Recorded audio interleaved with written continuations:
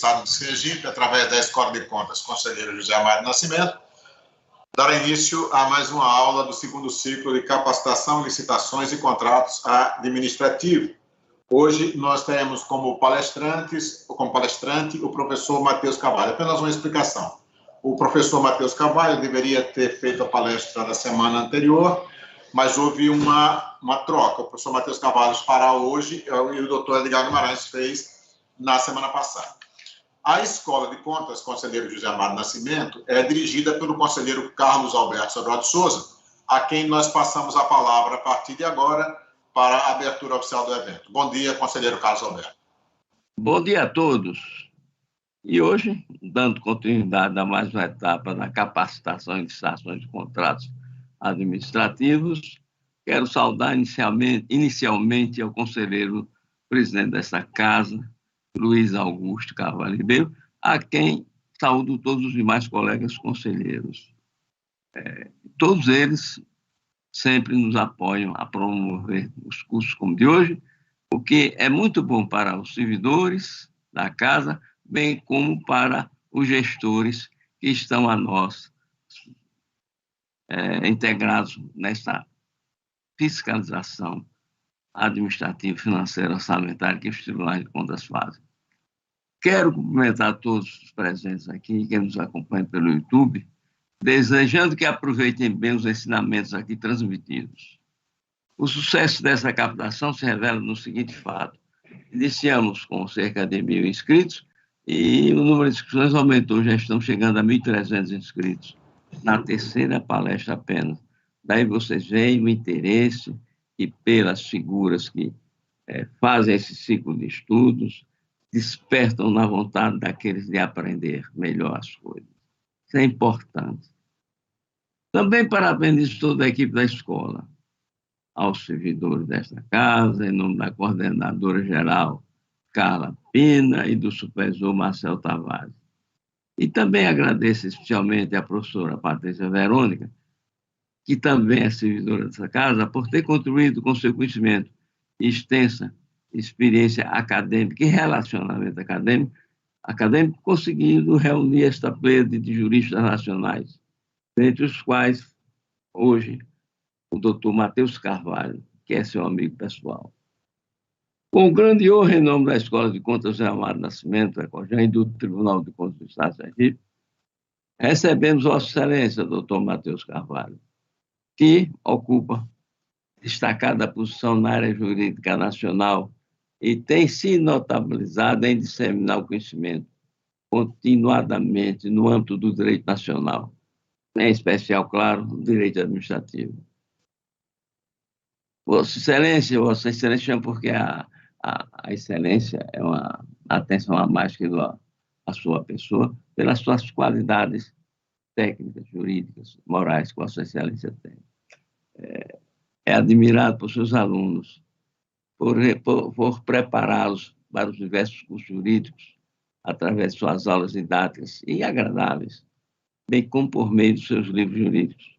Quanto a seus livros, eu tiro o chapéu, porque o seu direito administrativo já está na 9ª edição, que é deste ano, o que prova o seu zelo e cuidado na atualização do que escreve. Está de parabéns por isso, Matheus Carvalho. Nem todo mundo tem essa lembrança. Vossa Excelência tem. E também quero fazer remissão a 2 edições que eu adquiri de livros de sua lavra. O primeiro deles vou mostrar aqui, a nova lei de licitações comparada. Esse livro é interessante pelo comparativo que faz com as leis que estão a encerrar sua vigência. Isso é muito importante para quem está estudando. Mas o livro que mais me chama a atenção, que é até mais denso, é a nova lei de licitações, doutor Matheus. Esse livro trata daquilo que eu mais gosto em direito. É uma análise feita da lei artigo por artigo. Isso, para mim, é de suma importância. E, portanto, recomendo a todos que despendam algum recurso e comprem esses 2 livros, que eu considero basilares para quem quer cuidar de licitações e contratos, em virtude e em face da nova lei 14.133. Beleza? e eu tenho restrições a ela, porque ela não devia ser tão principiológica. Uma lei para boa, ela é exata, aquela que trata objetivamente das questões, não deixando margem ao que se chama de insegurança jurídica por interpretações variadas. É o que vai ocorrer com essa lei. Muita coisa ela tem que fazer ainda. Também ela invade, na minha opinião, desculpe, doutor Matheus, não sou conferencista, a competência administrativa, financeira dos estados. Eles não podem estar subordinados, como essa lei quer, por exemplo, a digamos assim, um quadro geral federal das novas licitações a serem feitas. Isso é violar o princípio da federação, lamentável. E tem outras coisitas, mas não cabe a mim comentar. Bom, doutor Matheus, eu queria dizer o seguinte, o nome certo é portal, um portal. Isso é um absurdo que inventaram aí. Portal poderia ser uma opção de melhor divulgar as licitações, mas não uma obrigação.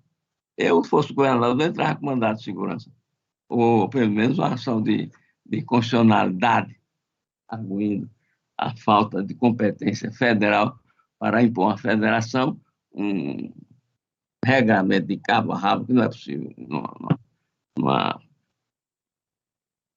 numa federação que se respeite, que tenha um nome de federação, pelo menos. Mas, doutor Matheus, a palavra vai ser sua. Eu quero apenas dizer que Vossa Excelência também é procurador da Fazenda Nacional, mestre em Direito, ensina em diversas escolas, e estou satisfeito em vê-lo aqui, estou vendo você de cabeça baixa, uma pessoa jovem, e, portanto, honrando essa nova geração de juristas, professores, que o Brasil tanto precisa. Inove, doutor, não seja leniente com aquilo que se chama insegurança jurídica, seja severo com isso, e o Brasil tem que se impor pelo respeito de dar segurança aos seus cidadãos. Para que é que existe o Estado, doutor Matheus? Dizem que é para dar felicidade a todos que nele vivem. Já diziam os antigos, até da Grécia vem essa definição clássica. E eu acho que o Estado só serve para isso. Se ele não nos propicia bem-estar e felicidade, para que eu quero um Estado nas minhas costas, pagando impostos para ele? Bom, doutor Matheus, encerro lhe dando as boas-vindas e dizer mais uma vez, compre os livros que eu mostrei rapidamente aqui na tela, porque não os li ainda, estive ontem, mas pelo menos li um pedacinho de cada e gostei de uma coisa que Vossa Excelência tem, admito, de logo. Objetividade, clareza, coisa que essa lei precisa ter um pouco. Obrigado, um abraço. Obrigado, doutor Carlos Alberto. E antes que a gente possa ler o currículo e passar a palavra ao doutor Matheus, doutor Carlos Alberto, eu peço licença para algumas informações. Primeira questão da lista de presença, né, que será divulgada a partir das 11 horas através do link do chat no vídeo. Então, a partir das 11 horas, os participantes devem assinar a lista de presença, que ficará disponível até 12h30, e avisando também que só terá direito a certificado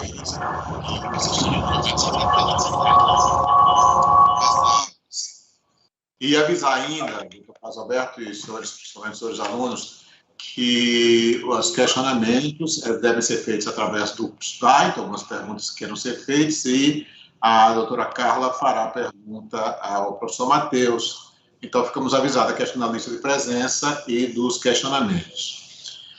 Agora, eu vou ler um currículo resumido do professor Matheus Viana de Carvalho. O professor Matheus Viana de Carvalho é procurador da Fazenda Nacional. É graduado em Direito pela Universidade da Bahia, pela UFBA, especializado em Direito pela Faculdade Baiana de Direito, mestrado em Políticas Sociais e Cidadania pela Universidade Católica de Salvador, UFSAL, e professor de diversas faculdades e cursos.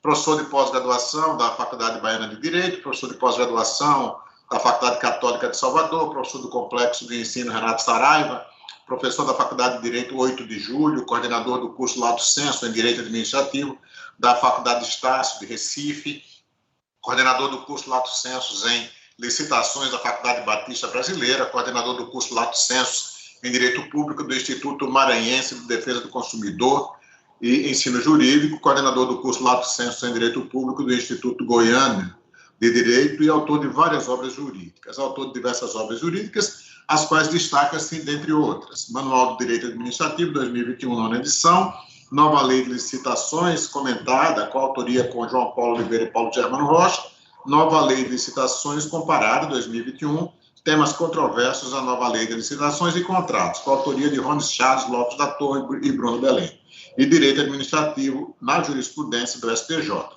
com autoria com Paulo Germano Rocha. E com esse mini currículo do professor, nós passamos a palavra, então, ao doutor Matheus Rocha para o tema que irá desenvolver na manhã de hoje. Bom dia, doutor Matheus, seja bem-vindo. Bom dia a todos. Antes de mais nada, eu gostaria de agradecer o convite e informar ao doutor Carlos que aqui no meu estúdio, quando eu estou olhando para quem está falando, eu olho para baixo, porque a tela fica embaixo e a câmera fica em cima. Então, a cabeça baixa é porque eu estava contemplando as palavras do Senhor.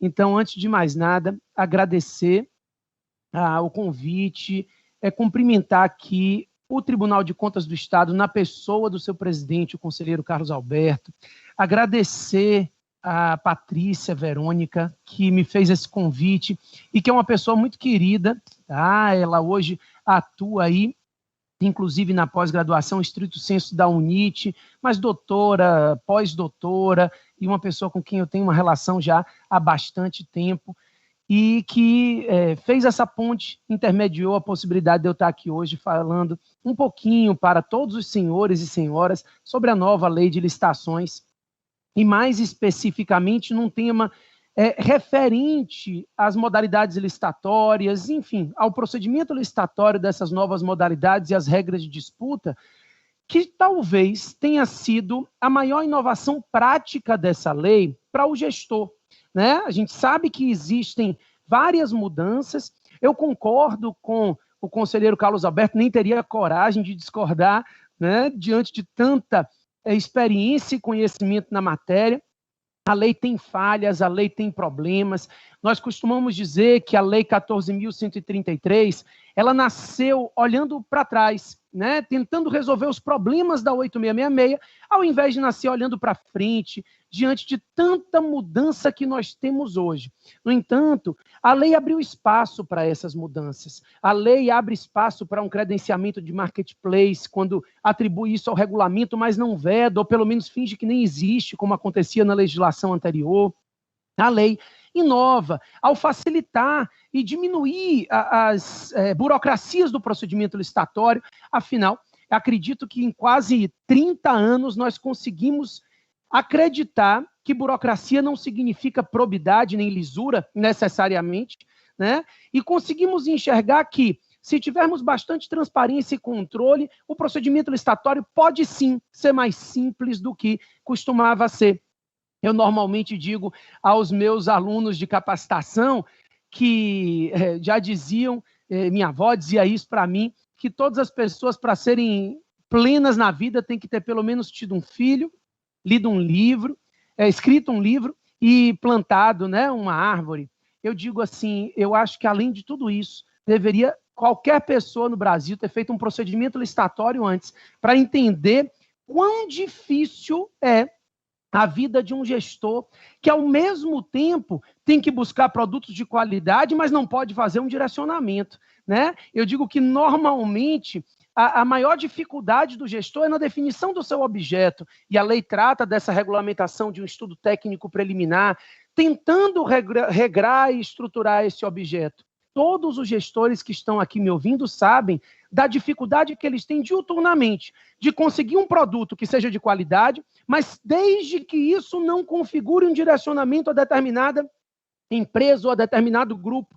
Isso é o problema de todos os gestores de boa fé. Eu não estou falando aqui de ninguém que está querendo beneficiar, não. Eu estou falando daqueles que estão buscando o melhor para a administração pública e que encontram muitos óbices na nossa realidade atual. Digo atual porque a nova lei ainda está em fase de transição. E essa nova lei, ela nasce com esse intuito de simplificar o procedimento licitatório para o gestor, mas ampliando responsabilidades e ampliando controles.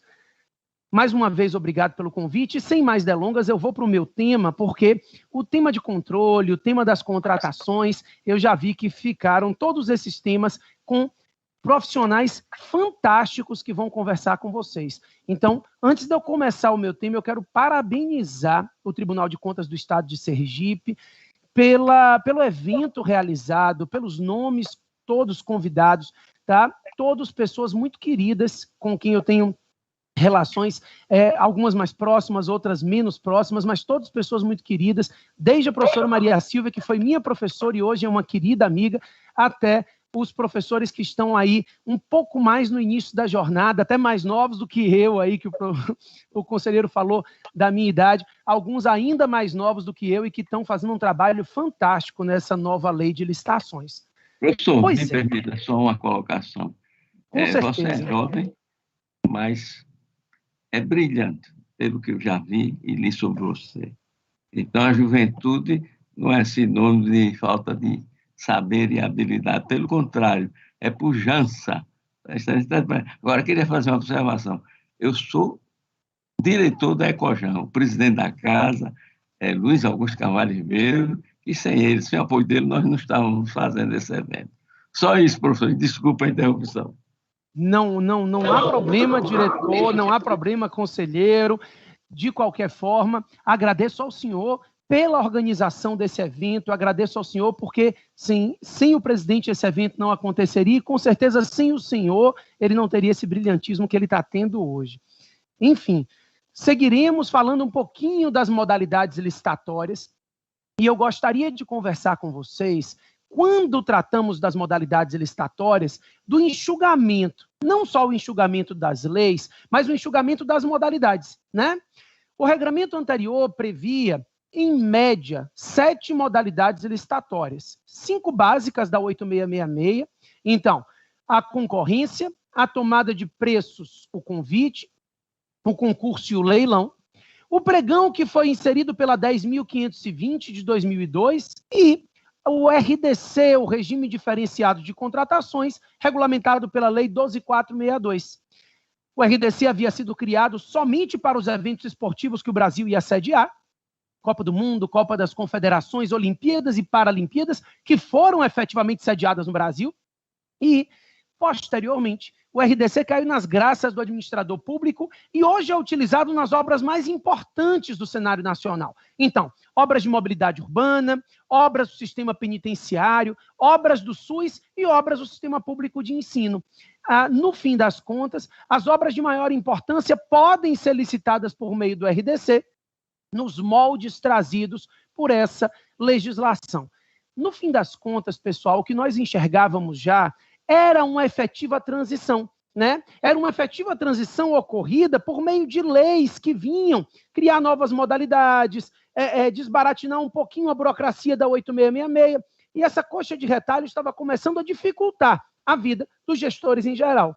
A nova lei de licitações vem enxugar essa quantidade de procedimentos e enxugar essa quantidade de legislações também. Por isso, pessoal, nós não temos mais modalidades licitatórias baseadas no valor. Comecemos por esse ponto. O valor deixa de ser um critério importante para a definição das modalidades, né? Por quê? Porque se você pensar com a cabeça da legislação anterior, você enxerga a concorrência como uma modalidade burocrática, uma modalidade lenta, uma modalidade mais ampla e, teoricamente, e só teoricamente, mais garantidora. Por isso, a concorrência era obrigatória para contratos de valores mais altos. Seria obrigatória a utilização da concorrência para valores mais altos, dada a lisura que ela impunha diante da sua tamanha burocracia. O que nós tínhamos, na verdade, eram os gestores fugindo da concorrência como o diabo foge da cruz. Porque a pior coisa que poderia acontecer para um gestor seria ter que montar um procedimento licitatório à luz da concorrência com uma comissão, designando e aguardando a habilitação de todo mundo para depois classificar e assim por diante. Por isso, nós já vínhamos há muito tempo substituindo a concorrência por outras modalidades licitatórias sempre que possível. O pregão, por exemplo, que era utilizado para bens e serviços comuns, já estava sendo ampliado numa ginástica metodológica para ser utilizado para serviços de engenharia, né? Por quê? A concorrência realmente era uma modalidade antiga, tradicional e que precisava ser reformulada. Hoje, essa reformulação é clara. Não há mais modalidades licitatórias baseadas no valor, porque a concorrência deixa de ser aquela modalidade tão ampla e burocrática que a gente conhecia. A concorrência hoje segue o mesmo procedimento licitatório do pregão, que nós chamaremos de procedimento licitatório comum. Então, esse procedimento licitatório comum será utilizado tanto para a concorrência quanto para o pregão. Consequentemente, eu não preciso mais simplificar por meio da tomada de preço, do convite ou até mesmo do regime diferenciado de contratações. Assim, somem na nova legislação a tomada de preço e o convite, baseadas em valores mais baixos para contratações dependerem de um procedimento licitatório mais simples, e some também o RDC, regime totalmente diferenciado, como o nome já diz, e que não tinha por que ter sobrevivido às modalidades, aos eventos esportivos que o Brasil sediou. Hoje, temos a concorrência e o pregão, ambos seguindo o procedimento licitatório comum. Além do pregão e da concorrência, o concurso e o leilão foram mantidos, com as suas especificações e sem mudanças substanciais.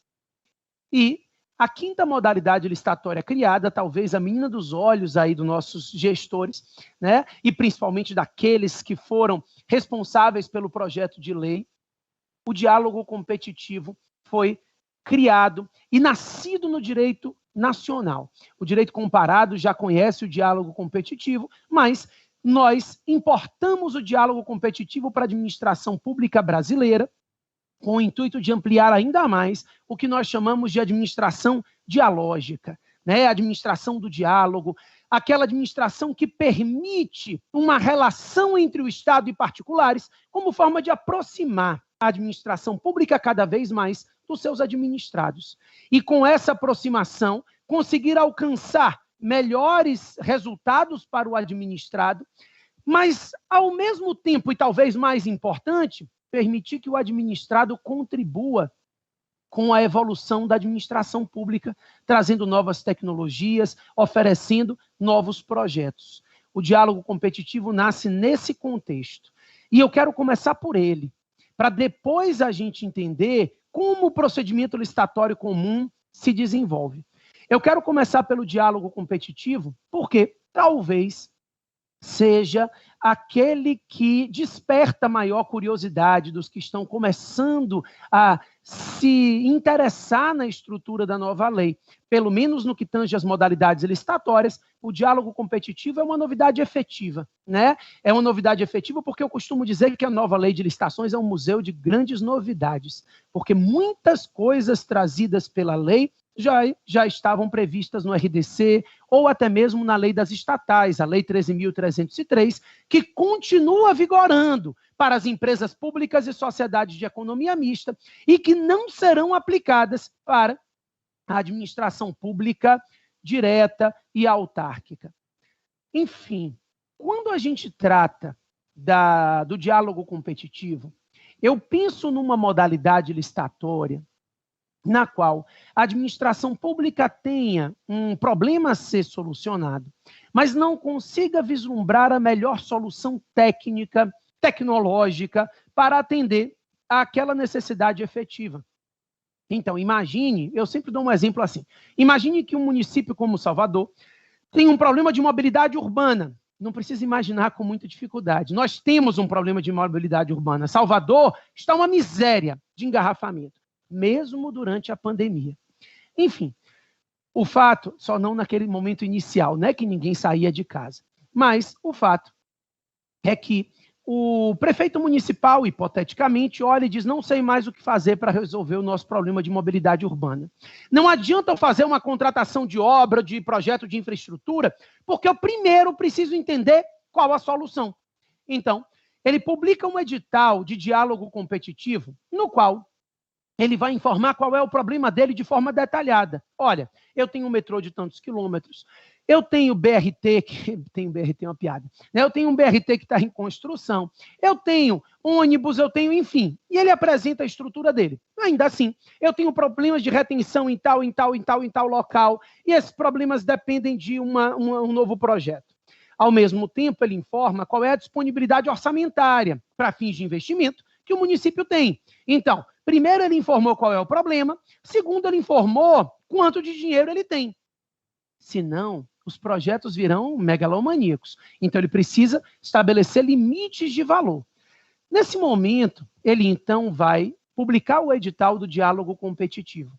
O edital é divulgado com uma comissão, tá? Diferente do restante das modalidades licitatórias, que todos nós já sabemos que a comissão foi substituída por um agente de contratação, né? O pregoeiro ali com a equipe de apoio, que agora, para as outras modalidades, também vai receber esse nome aí de agente de contratação, que nada mais é do que uma espécie de pregoeiro, ou o contrário, o pregoeiro sendo uma espécie de agente de contratação. No entanto, no caso do diálogo competitivo, a comissão, composta por 3 membros, é necessária. Essa comissão, então, ao verificar a divulgação do edital, estabelece um prazo de 25 dias úteis, pelo menos, para que os particulares venham oferecer projetos de solução. Olha que coisa fantástica. Eu abro espaço para que os cidadãos, para que a sociedade, para que as empresas tragam projetos de solução para a administração pública. A administração abre os olhos para que os particulares tragam novas tecnologias, novos projetos, que auxiliem efetivamente na solução de problemas. Então, a administração abre esse prazo e os projetos de solução são entregues. Suponhamos aí que 3, 4 empresas. Uma diz o ideal é a gente fazer um VLT, um veículo leve sobre trilhos. A outra vai dizer, não, a gente vai fazer uma ampliação do metrô. A outra, de jeito nenhum, nós vamos fazer um BRT que liga. Enfim, não entendo nada de mobilidade urbana. Eu trouxe para vocês exemplos do que pode acontecer. Cada uma vai trazer um projeto de solução. Não é um projeto detalhado, é um plano de ação, mas nós chamaremos de projeto de solução. Esses projetos de solução serão discutidos com a administração, isoladamente.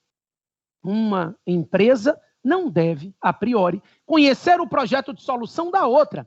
Nós ainda não estamos na fase de competição, mas em algum momento estaremos. Então, agora, estamos abertos ao diálogo. Vamos ouvir o que cada um tem para oferecer, qual o projeto que vai atender de forma mais satisfatória a necessidade da administração pública, e isso é feito.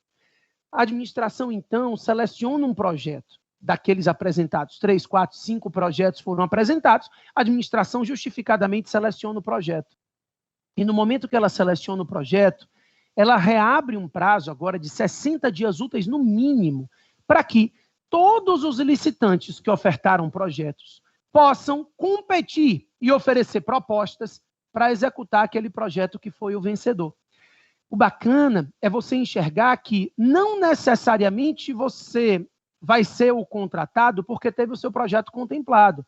Ter o projeto contemplado não significa garantia de contratação para a empresa. Por óbvio, a empresa que tem o projeto dela contemplado, ela tem uma facilidade maior de produção da sua estrutura de execução e do projeto complexo para participar da fase competitiva. Mas, por isso, a lei traz um prazo tão longo. 60 dias úteis é um prazo que a lei considera razoável para que todos estudem os projetos de solução e apresentem os seus projetos. O fato é que, nesse momento, a competição se desenrola com base naquele projeto de solução que havia sido selecionado. E, a partir daí, o diálogo competitivo segue as regras do procedimento comum que eu pretendo conversar com vocês ao longo dessa palestra. Mas o mais interessante de você enxergar é que, ao longo dos últimos anos, sempre se falou muito nessa Estado em rede, administração dialógica, expressões usadas pela doutrina tradicional e pela moderna também, para abarcar essa rede de relações, né, que abrange Estado e particulares.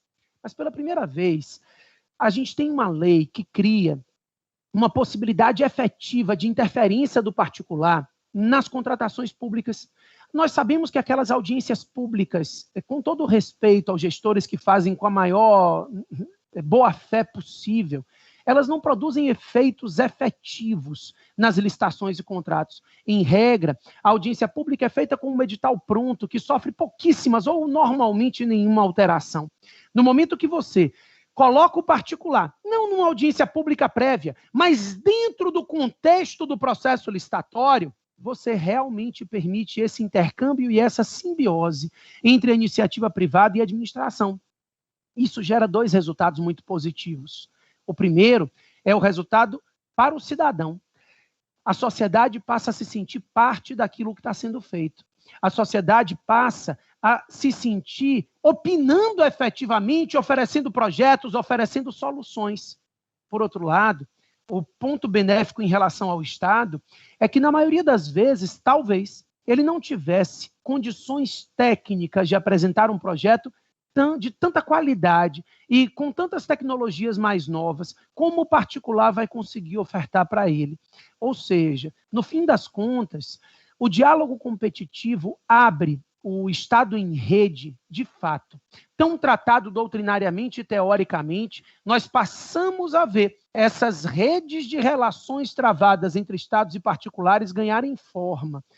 E se aguarda a realização dos primeiros. No âmbito federal, nós já tivemos portarias de publicação de diálogo competitivo, né? Mas estamos aguardando os primeiros procedimentos efetivos, as primeiras apresentações de diálogo, para que isso possa gerar para a gente, daqui a um ano, de repente, uma palestra na qual a gente consiga mostrar quão bem-sucedida essa iniciativa tem sido no âmbito da atuação estatal e, né, em face da participação desses particulares. Mas nem só de diálogo vive a nova lei. O diálogo competitivo é um procedimento licitatório que não nasce para as contratações corriqueiras, as contratações do dia a dia, né? Aquelas que o gestor vai precisar substituir. Aquele gestor que já tem o seu modelo de pregão prontinho ali, né? Mas que agora vai precisar adaptar ao modelo da nova lei de licitações. Lembrando que a nova lei cria normas gerais de licitações e contratos. Isso não impede que os estados e municípios editem as suas normas específicas, certamente, pelo que eu olhei aqui rapidamente da programação, vocês já ouviram isso de outros palestrantes, mas cabe a cada um dos entes federativos, para respeitar a sua independência, como bem falou o conselheiro Carlos Alberto, começarem a pensar nas normatizações locais e na forma de criar leis específicas e normas específicas para adequar a lei de licitações à realidade local daquele ente. A lei, embora ela tenha efeitos mais positivos do que negativos, ela foi construída com base na estrutura federal, que é o que é conhecido normalmente por aqueles que arquitetaram essa lei. Por isso, precisa haver uma adaptação, sim, por meio de legislação estadual e local, para que isso possa ser adaptado às estruturas dos estados e municípios, sem gerar muitas dificuldades. A nova lei de licitações, então, cria o procedimento licitatório comum ou ordinário, né, que vai ser aplicado para tanto a concorrência quanto o pregão. A concorrência e o pregão seguirão, então, o procedimento licitatório comum. A minha filha já entrou aqui na sala 2 vezes, vocês não repararam, porque a porta fica do outro lado. Ela tem 5 anos de idade e ela é a capetinha aqui de casa. Faz cada confusão que vocês não sabem. Vocês não têm noção do que ela disse para minha sogra na semana passada, que me fez passar uma vergonha sem tamanho. Aos 5 anos, ela acha que está acima do peso, e a minha sogra, como se pudesse uma criança de 5 anos estar acima do peso, e a minha sogra disse, que menina fofinha. E aí, fofinha é proibido para quem está se sentindo dessa forma, né? E aí ela disse, a senhora está me achando fofinha porque eu sou pequena. Quando eu ficar grande, ninguém vai achar. Ao invés da minha sogra, pessoa muito querida, de verdade, ao invés dela dizer assim, não, você tem razão, ela decidiu insistir. E disse, não, mas quando você ficar grande, eu também vou continuar lhe achando fofinha. E ela disse para minha sogra, mas a senhora já vai ter morrido. E eu não tinha mais onde enfiar a cara na hora que eu ouvi essa frase dela, que eu disse, não, minha filha, de jeito nenhum, a sua sogra é jovem, a sua avó é jovem, não vai ter morrido de jeito, mas a merda, com todo o respeito da palavra, já tinha sido feita, porque ela não para pensar absolutamente nada do que ela diz. Cada dia que passa, ela me faz passar uma vergonha diferente. Mas olha, voltando para o meu raciocínio, ela está me olhando ali da porta, voltando para o meu raciocínio, esse procedimento licitatório comum, ele vai iniciar a sua estruturação com uma fase preparatória. Essa fase preparatória, pessoal, ela se equipara à fase interna que nós conhecemos na legislação anterior, na 8666.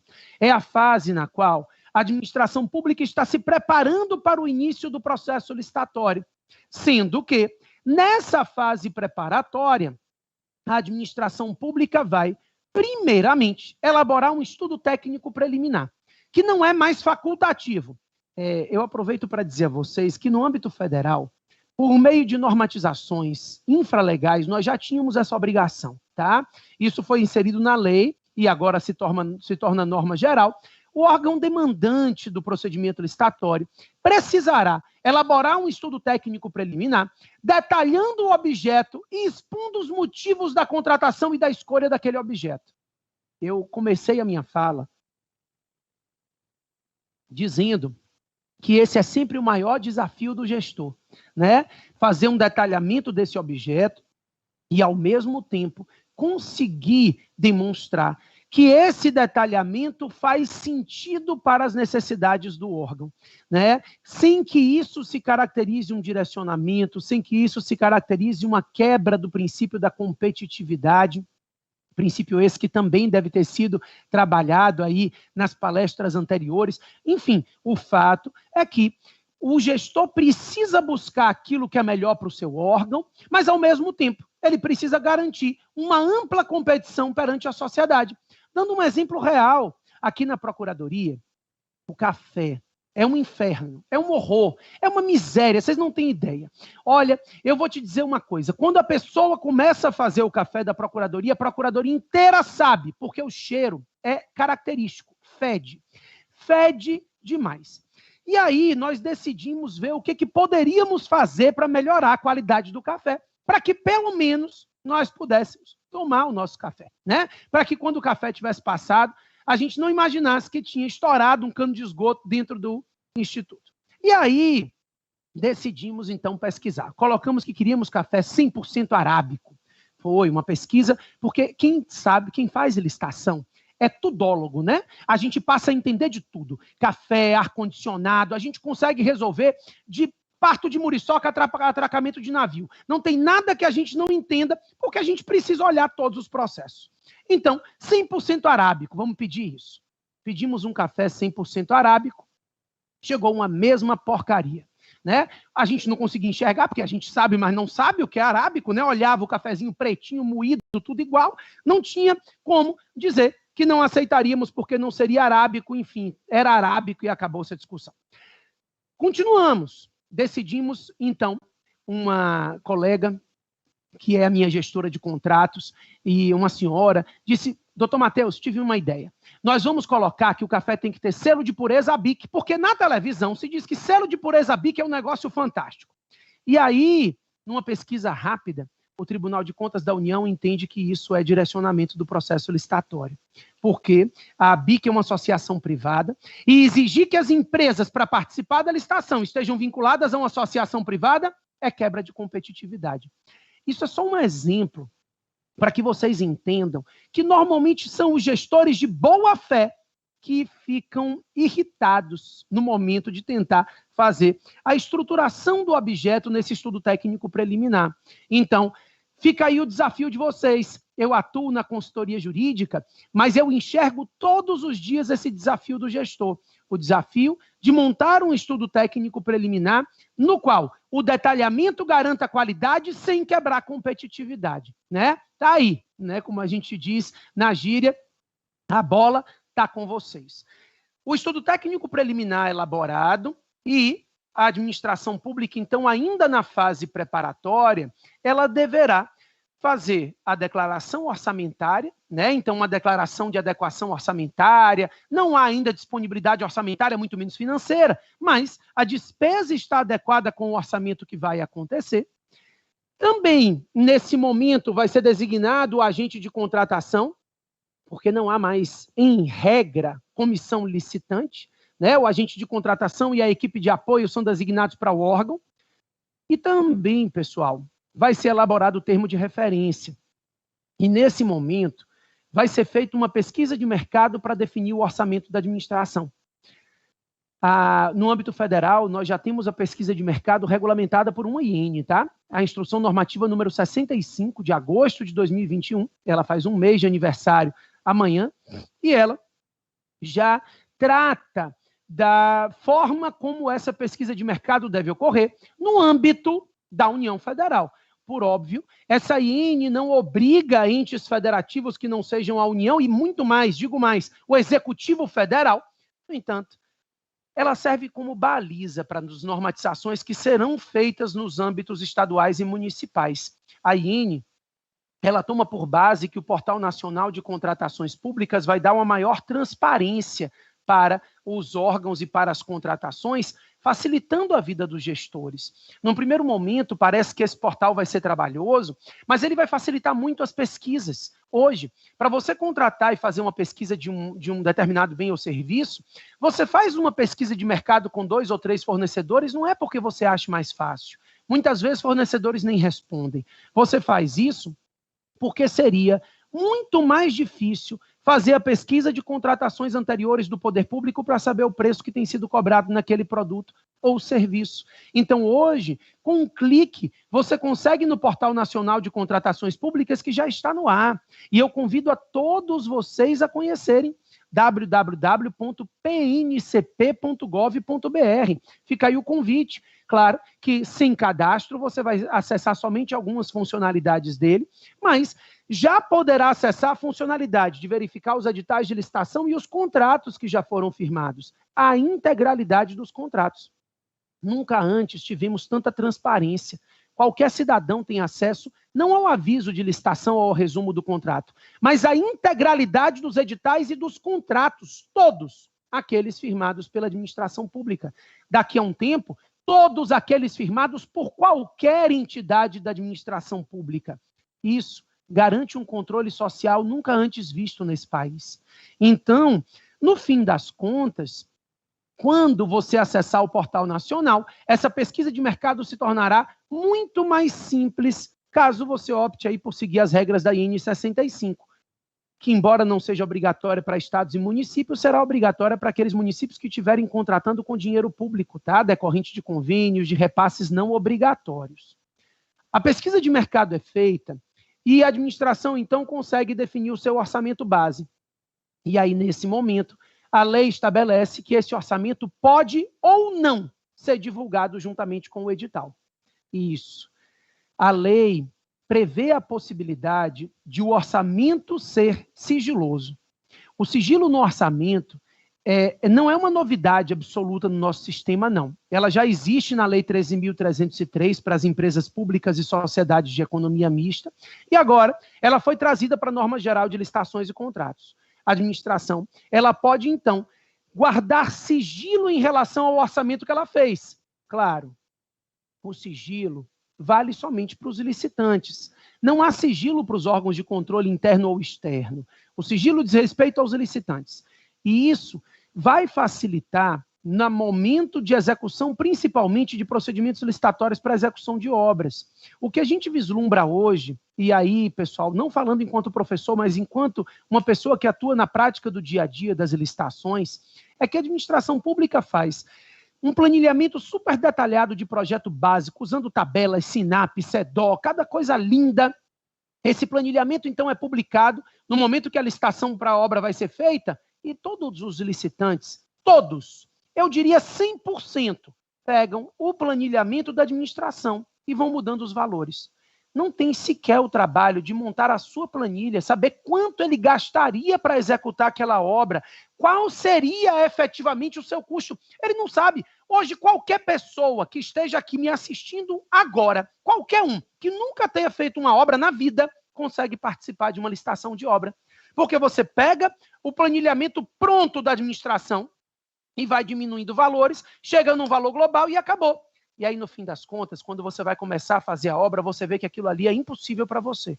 Então, o sigilo do orçamento impõe que os licitantes realmente montem o seu planilhamento, montem a sua estrutura de planilha, elaborem a sua estrutura de planilha e ofereçam uma proposta efetiva, sua, e não uma proposta de um percentual abaixo daquele orçamento geral da administração pública. Por isso, a lei permite, isso não é uma obrigatoriedade, mas ela torna possível que, a cargo do gestor e justificadamente, o procedimento licitatório tenha o orçamento sigiloso para os licitantes que vão participar.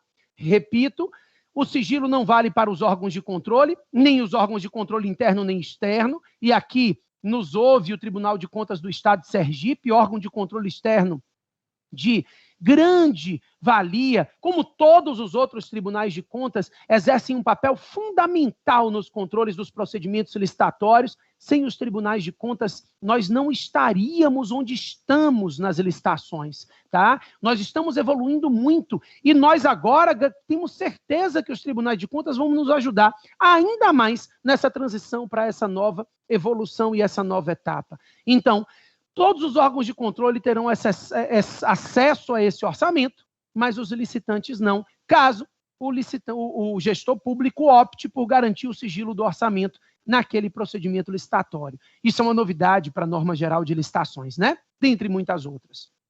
Enfim, montado o termo de referência, já efetivada a pesquisa de mercado, calculado o orçamento da administração e montado o termo de referência, então, vai se elaborar a minuta do edital e do contrato. Aqui não há grandes novidades. Na nossa fase interna isso já era feito e passa-se, então, a fase de divulgação desse edital. Pessoal, no momento da divulgação do edital, a lei volta a inovar. Ela exige que o edital seja divulgado integralmente no sítio eletrônico oficial do Portal Nacional de Contratações Públicas. Deixando claro que isso não tem custo, tá? Não tem custo para nenhum dos entes federativos que pretendam fazê-lo. Então, a ideia é de uma divulgação integral do edital de licitações. O presidente da República havia vetado a obrigatoriedade da divulgação do aviso de licitação no Diário Oficial e em jornal de grande circulação, mas o veto caiu. Me permito, né, academicamente, não politicamente, discordar da derrubada do veto, afinal, entendo que a publicidade por meio do Portal Nacional é mais ampla do que qualquer publicação em Diário Oficial e em jornal de grande circulação. O acesso ao Portal Nacional é aberto e gratuito e fácil e simples a qualquer cidadão. E quando se começar a entender que há uma concentração de divulgação dos editais nesse portal, as licitações passam a ser nacionalizadas. Eu não preciso analisar o Diário Oficial de determinado estado. Eu, aqui da Bahia, que quero participar em licitações em Sergipe, não preciso assinar o Diário Oficial do estado de Sergipe, porque o Portal Nacional me dará um panorama geral de todas as licitações em aberto, com prazos e aquelas que estão sendo realizadas. Na prática, a divulgação integral do edital no Portal Nacional de Contratações Públicas é uma grande inovação. A manutenção da exigência de publicação do aviso de licitação no Diário Oficial e no Jornal de Grande Circulação é um grande retrocesso. Talvez ambos na mesma proporção. A mesma proporção de inovação corresponde à proporção de retrocesso com a derrubada desse veto. Enfim, no fim das contas, hoje, enquanto nada se fizer, e acredito que nada se fará nos próximos anos, a divulgação será feita integralmente do edital no Portal Nacional e obrigatoriamente o aviso de licitação será publicado no Diário Oficial e em jornal físico de grande circulação, como se alguém ainda os lesse. Enfim, feita a divulgação, nesse momento, a lei cria duas novas possibilidades que eu considero interessantíssimas, na verdade, e que vale a pena que fiquem aí anotadas pelos senhores e senhoras que estão nos assistindo. Nesse edital, é possível se estabelecer, primeiro, que na contratação haverá uma matriz de alocação de riscos. A matriz de alocação de riscos, com a criação de mapa de riscos, vem tentando ser inserida no ordenamento jurídico brasileiro há muito tempo. A verdade é que não é uma medida a ser tomada para todos os contratos, mas para aqueles contratos cujos riscos sejam muito elevados, é razoável que haja uma divisão de riscos entre a administração pública e o contratado. O que nós temos hoje é que a administração pública ela assume 100% dos riscos dessa contratação. Situações de caso fortuito, de força maior, fato da administração, interferências imprevistas, fatos do príncipe, né? Tudo aquilo que a gente aprende e que acaba gerando um desequilíbrio na relação contratual, será alvo de reequilíbrio por dever da administração. O poder público terá a responsabilização de reequilibrar aquele contrato, custando, obviamente, as contas públicas para isso. A matriz de alocação de riscos pode ser efetivada, ela não é obrigatória, ela é uma faculdade. Obrigatória somente em algumas específicas situações previstas na lei, tá? De contratações integradas, contratos de grande vulto, né, acima de 200 milhões de reais, mas, a princípio, essa matriz de alocação de riscos não é obrigatória. É uma faculdade do gestor que deve analisar se é razoável fazer essa distribuição dos riscos naquele contrato. Porque, por óbvio, todos nós sabemos que no momento que eu transfiro riscos ao particular, isso gera custo da contratação. Esse particular vai colocar esse custo na proposta apresentada. Então, a redução do risco para o Estado gera um aumento de proposta, gera um aumento de custo. Isso faz parte, né, da realidade. Mas, a princípio, essa matriz de alocação de riscos vai nos auxiliar em contratos de valores mais altos, cujos riscos sejam muito elevados. Esse particular poderá, então, contratar seguradoras para aqueles riscos que forem atribuídos a ele. Além disso, o edital ainda traz mais duas novidades. A lei, né, diz que o edital ainda pode nos trazer mais duas novidades. Uma delas é a possibilidade de se transferir ao particular o poder de promover desapropriações necessárias à execução da obra e, consequentemente, à execução do objeto do contrato. Isso é interessante. Eu relembro aos senhores e senhoras que o Decreto-Lei 3365 de 41, que é o que trata da desapropriação no Brasil, esse Decreto-Lei regulamenta que os procedimentos expropriatórios podem ser executados pelas entidades da administração direta, indireta e até por concessionárias de serviço público. Então, depois que o ente federativo declara a utilidade e necessidade pública ou interesse social, ele pode delegar essa fase executória da desapropriação, né?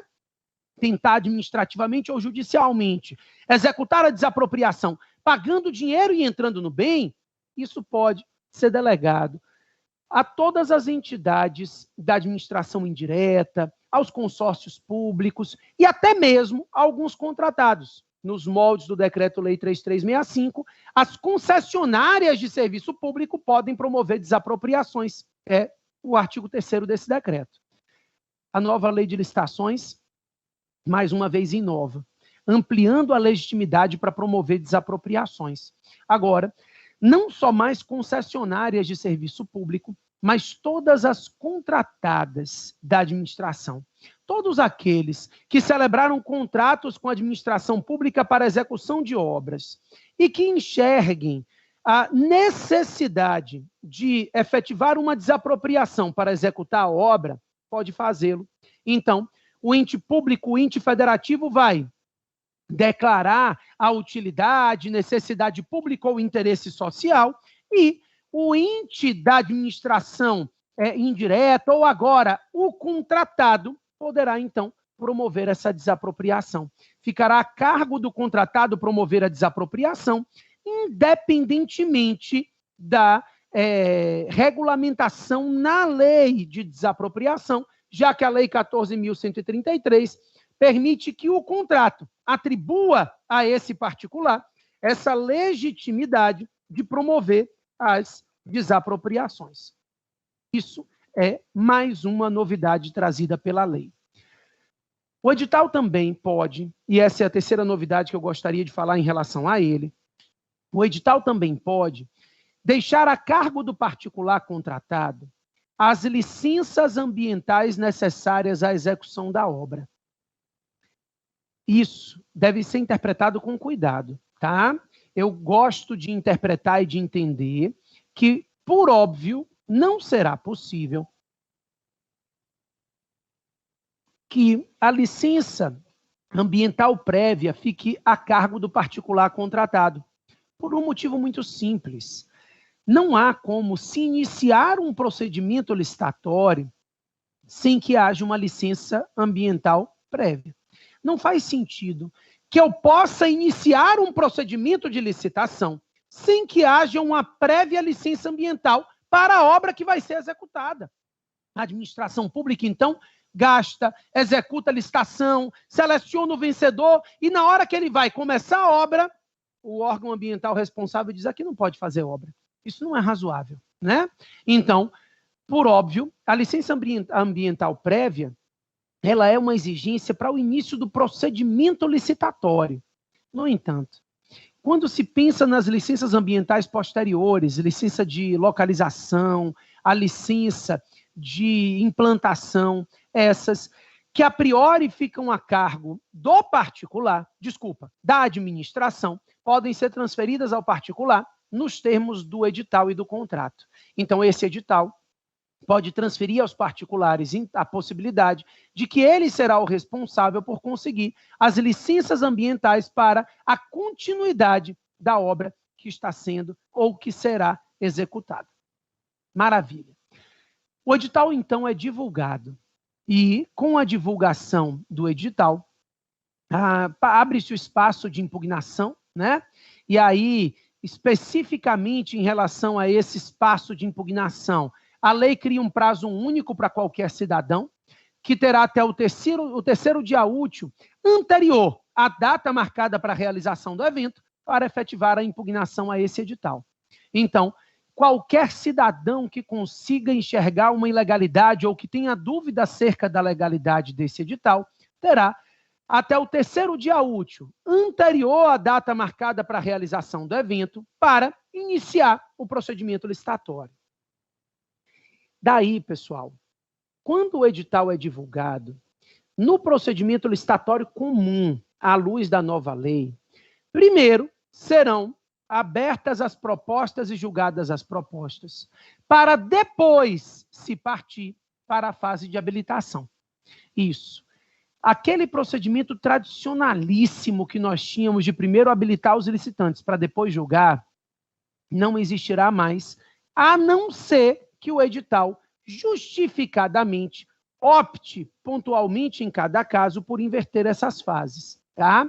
Então a lei dá ao edital a legitimidade de determinar a inversão nas fases do procedimento para que primeiro se analise a habilitação e depois seja feita a abertura das propostas e consequente julgamento delas. A princípio, as propostas serão abertas e julgadas primeiramente e depois será feita, então, a análise da habilitação desses licitantes. Só isso já mostra como a administração pública terá um procedimento muito mais célere, ou seja, um procedimento mais próximo e parecido com aquele do pregão e do RDC, é o que vai refletir o nosso procedimento licitatório comum atualmente. Então, no sistema atual, depois de divulgado o edital, partimos para a entrega e abertura das propostas.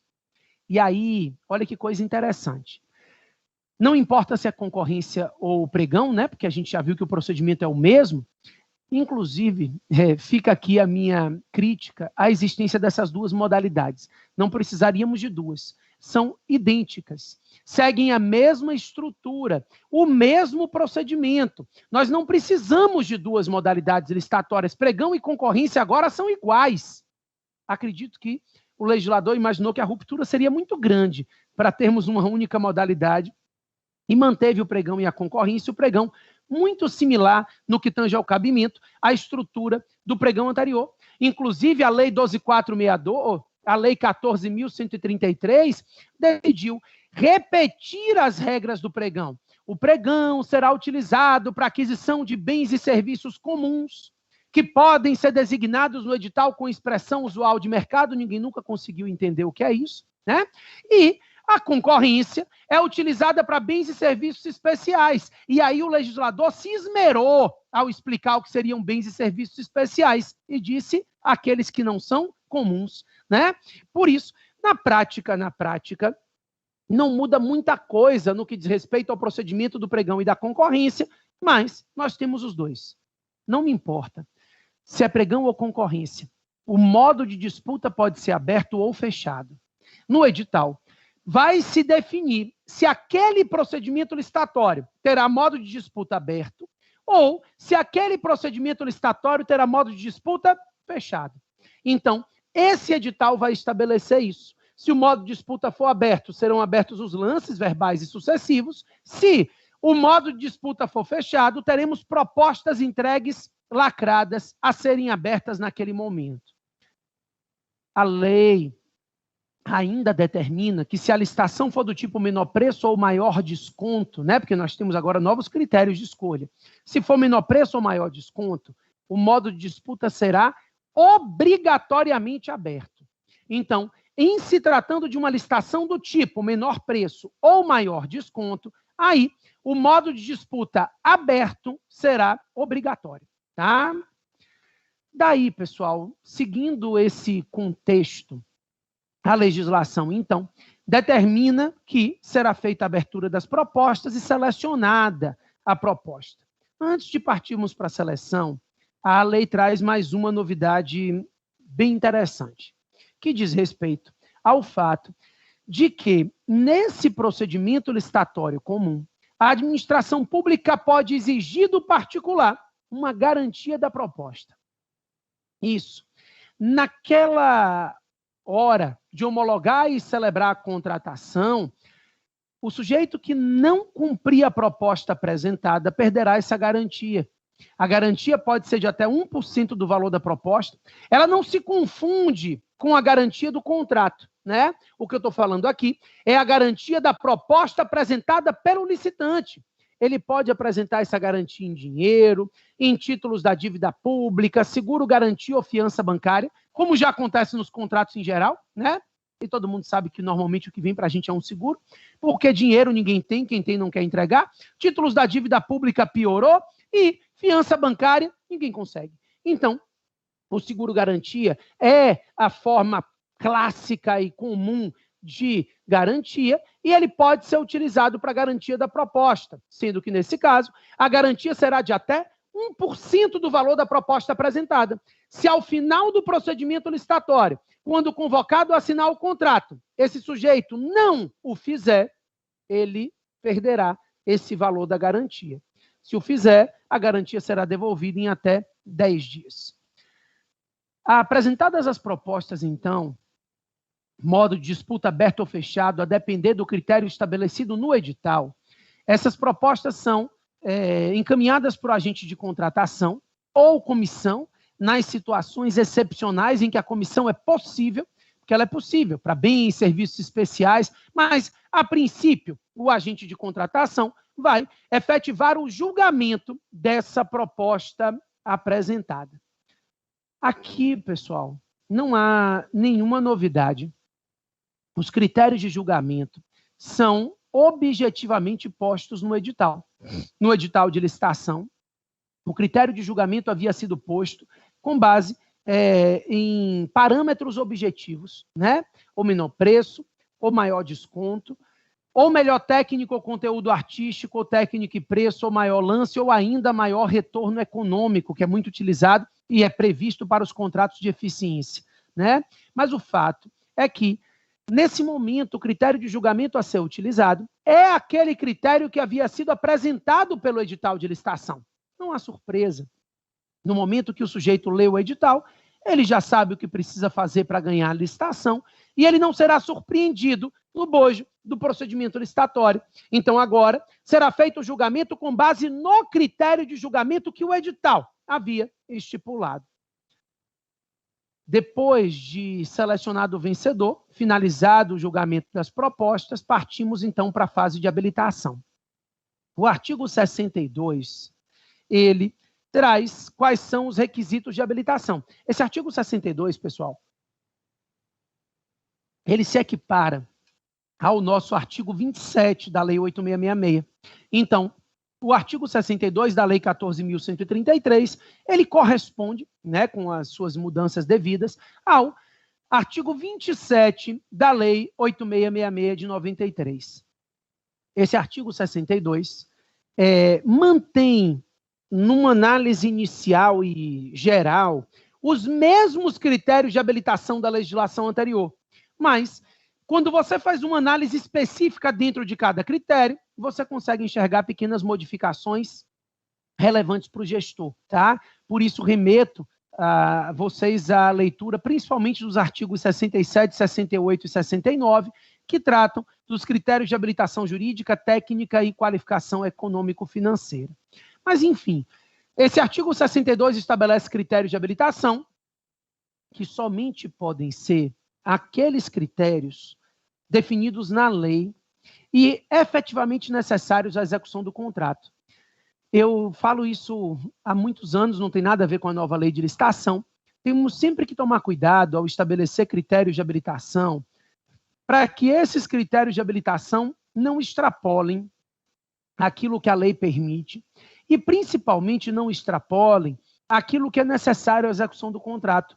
Voltamos àquele desafio de manter a competitividade do procedimento, né? Evitar que o procedimento licitatório seja enxergado como uma fraude ao princípio competitivo.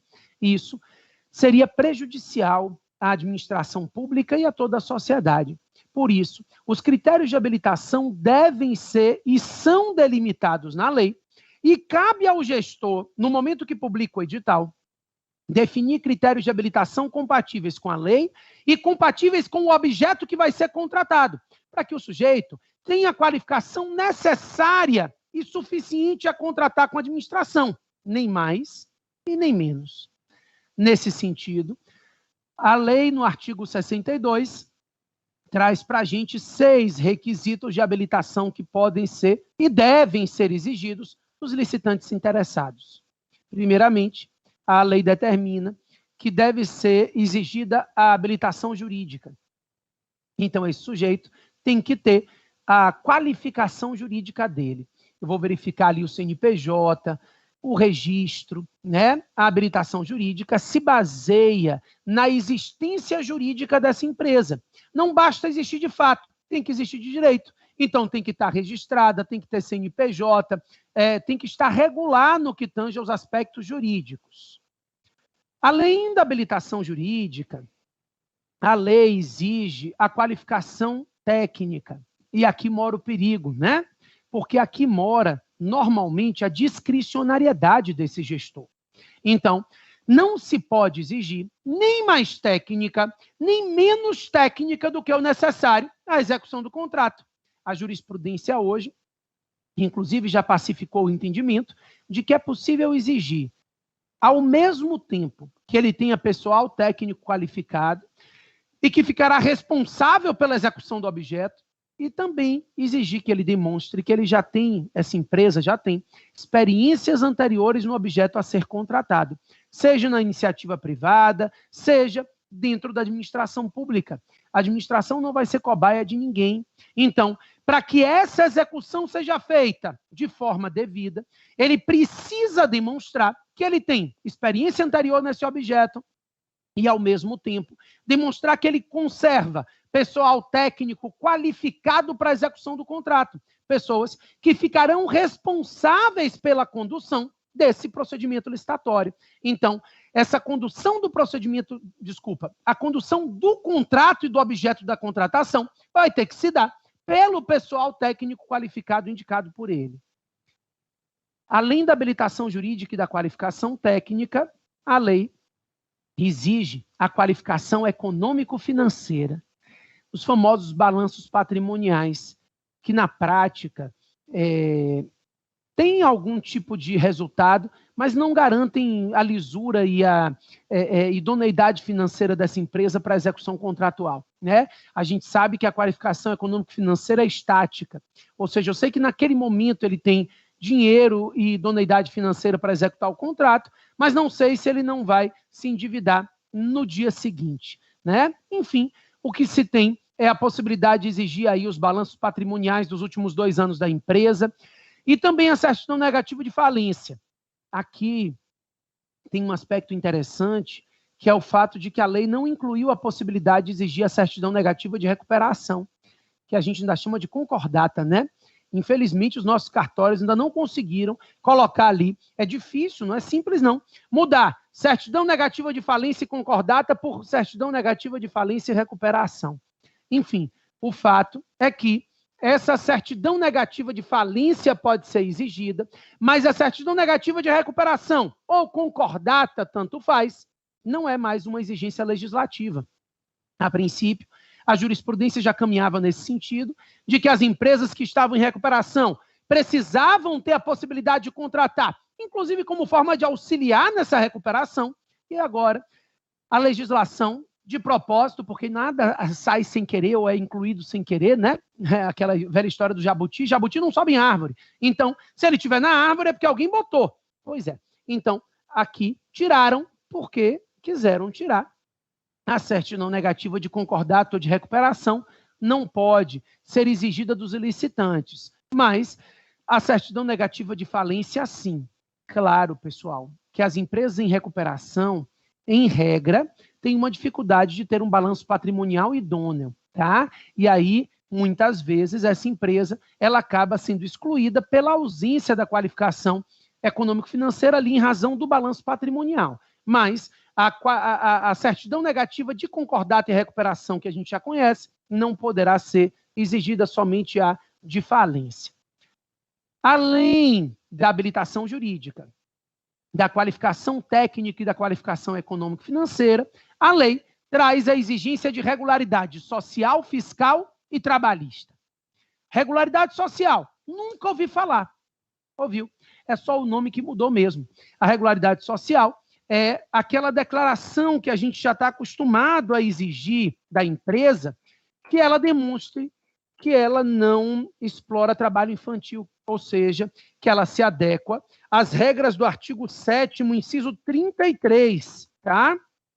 Então, a empresa vai mostrar que ela se adequa às regras do artigo 7º, inciso 33 da Constituição Federal e, como ela se adequa a essas regras, ela não vai ser proibida porque ela não explora trabalho infantil. Então, consequentemente, isso não é uma grande novidade para a gente, tá? A gente tem aí a mesma lógica que nós já tínhamos na legislação anterior e, nessa lei, nós chamaremos de regularidade social, tá? Então, a regularidade social é a regularidade da adequação às regras do artigo 7º, inciso 33 da Constituição Federal.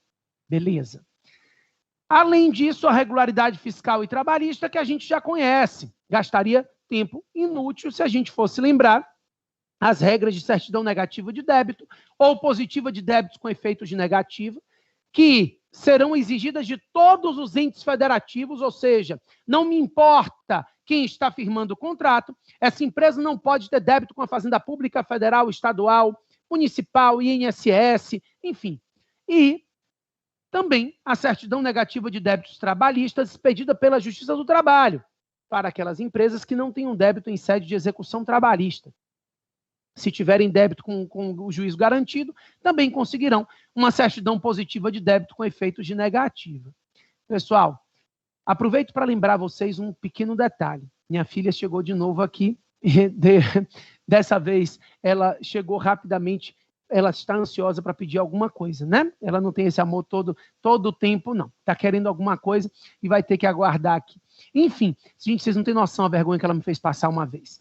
Ela entrou comigo no elevador aqui do meu prédio. Ela era menorzinha, ela tinha 3 para 4 anos, acho que uns 4 anos de idade. Quando a gente entrou no elevador, ela viu que tinha dentro do elevador um anão. Ela nunca tinha visto um anão, que eu me lembro, enfim. Isso chamou a atenção e a curiosidade dela. Até aí, normal, né? Desde que ela consiga respeitar e ficar calada, tá valendo. Só que calada é uma coisa que a minha filha não consegue fazer. Então, ela entrou no elevador e começou a olhar para o senhor que estava lá. E ela olhava, e ela olhava. E eu moro no 24º andar. Eu tinha certeza que ela ia fazer alguma coisa, que ela ia dar alguma pedrada, mas eu não tinha o que fazer, né? Eu juro que se o elevador parasse em qualquer andar, eu saltava. Depois eu pegava outro, mas ele não parou. E ela foi olhando, olhando, até que quando chegou lá embaixo, quase na hora de ir embora, ela olhou e disse assim: você é adulto. Foi a conclusão que ela chegou. Depois de tanto olhar, ele disse: sou. Ela disse: mas não comeu quando seu pai mandou, né? Gente, assim, eu saí correndo do elevador, porque a porta abriu, eu saí com ela, né? Puxei ela pelo braço, saí. Eu não faço a menor ideia do que aconteceu, porque nem pedi desculpa, eu tive coragem. Assim, para vocês entenderem a vergonha que você mesmo, que está ali agora olhando, me faz passar.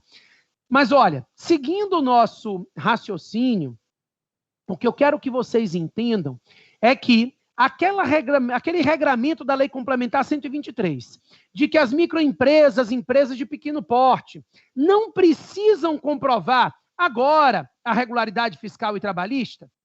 Não precisam. Porque a Lei Complementar 123 continua vigorando.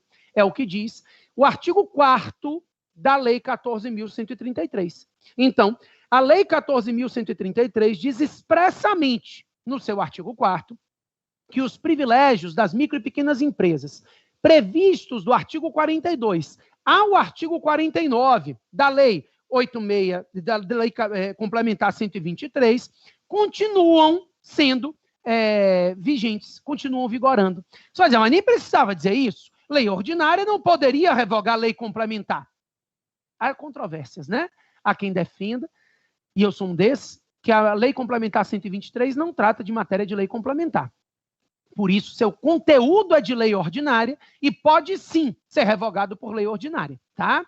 No entanto, justamente para evitar esse tipo de raciocínio e interpretação, o artigo 4º da Lei 14.133, ou seja, da atual Lei de Licitações que a gente está conversando tanto, ele expressamente regulamenta que se mantenha na nova Lei de Licitações as regras diferenciadas para as microempresas e para as empresas de pequeno porte que estão previstas na Lei Complementar 123, dos artigos 42 ao artigo 49, tá? Então, esses artigos 42 a 49 da Lei Complementar 123 foram mantidos na literalidade do artigo 4º da Lei 14.133, certo? Então, não só o que diz respeito a essas regras de possibilidade de vencer a licitação e de ser habilitada sem a regularidade fiscal e trabalhista, né, com aquele prazo posterior de 5 dias úteis, isso se mantém,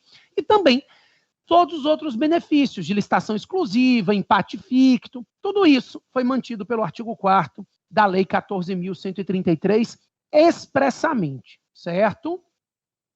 Então, a habilitação jurídica vai ser efetivada. E depois de efetivada a habilitação, né, se declarou vencedor, primeiramente, e depois habilitou. Lembrando que, excepcionalmente, o edital pode inverter essas fases, mas seguindo a lógica da não substituição, né, da não inversão, que é o que a gente espera, a ideia é de que, nesse momento, passemos à fase recursal. O recurso aqui, ele é um recurso numa fase única, diferente da concorrência. E similar ao pregão, nós não teremos recursos entre as fases, teremos uma fase recursal própria. Por isso, depois de habilitados os licitantes, seguindo as regras do artigo 62, vai se abrir espaço para a interposição de recurso. E aqui, eu vou tentar compartilhar uma tela, só para mostrar a vocês uma coisa que vocês precisam tomar cuidado. Acho que eu estou conseguindo fazer o compartilhamento. tá? Seguinte, quando a gente pensa na lei e no procedimento licitatório comum que a gente está conversando, o que eu disse para vocês?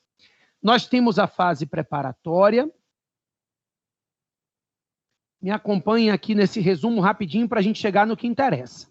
Depois, a divulgação do edital. Posteriormente à divulgação do edital, nós teremos a apresentação das propostas e, posterior, julgamento das propostas. Daí foi feita a habilitação, lembrando que o edital pode inverter essas fases, né? Mas a princípio não há inversão, e agora passamos à fase recursal. Depois eu vou seguir para a fase de homologação. Mas antes de falar dela, eu queria conversar sobre a fase recursal. O prazo para recurso é de 3 dias úteis e ele tem efeito suspensivo. Isso não é difícil. Isso é simples, né? O prazo para que qualquer interessado interponha o recurso é de 3 dias úteis, contados do término da habilitação. Terminou a fase de habilitação, ele vai recorrer. E aí o que eu quero que vocês enxerguem comigo, por isso que a gente veio para o quadro.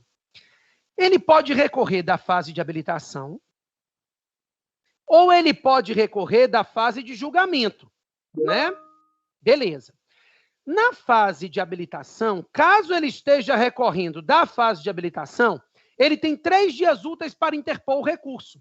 Não há aquela lógica de que ele deve, como é que eu posso dizer? Não há aquela lógica que estabelece de que ele deve, antes de mais nada, se manifestar. Não. Depois de terminada a habilitação, eu paro e aguardo 3 dias úteis para ele interpor o recurso. No entanto, se ele estiver recorrendo da fase de julgamento, aí as coisas mudam um pouquinho. Por quê? Porque a lei estabelece que quando o julgamento acabar, ele tem que fazer uma manifestação de interesse recursal. Se ele não manifestar o interesse em recorrer quando o julgamento acabar, ele não terá o recurso admitido dessa fase posteriormente. Isso. A ideia é de que essa manifestação de interesse recursal, ela, na verdade, é um pressuposto recursal. Para que o recurso da fase de julgamento seja admitido, ele lá na fase de julgamento, quando acabou, ele tem que ter dito, querido, eu vou recorrer dessa fase, tá? Então, ele diz, para que isso fique nos autos, que aquela fase será alvo de recurso. Só isso. Daí, ele vai para a habilitação e, ao final da habilitação, ele terá 3 dias úteis para recorrer.